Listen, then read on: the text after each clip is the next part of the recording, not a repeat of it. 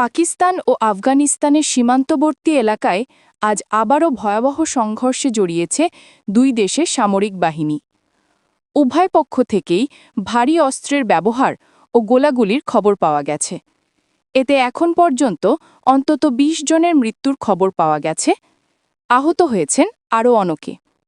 সংঘর্ষটি শুরু হয় আজ সকালে পাকিস্তানের খাইবার পাখতুনখোয়া সীমান্তবর্তী টোরখাম অঞ্চলে, যেখানে আফগান তালিবান বাহিনীর সদস্যরা সন্দেহভাজনভাবে সীমান্ত চৌকির কাছে অবস্থান নেয়।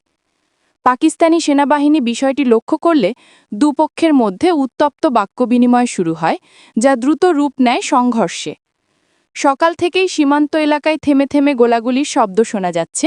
স্থানীয় বাসিন্দারা আতঙ্কে ঘরবন্দি। আশেপাশের দোকানপাট বন্ধ, স্কুলও বন্ধ ঘোষণা করা হয়েছে। পাকিস্তান সরকারের পক্ষ থেকে বলা হয়েছে তারা আত্মরক্ষার জন্যই প্রতিক্রিয়া জানিয়েছে। অন্যদিকে আফগানিস্তানের তালিবান প্রশাসন দাবি করেছে পাকিস্তানি সেনারা বিনা উস্কানিতে গুলি চালিয়েছে।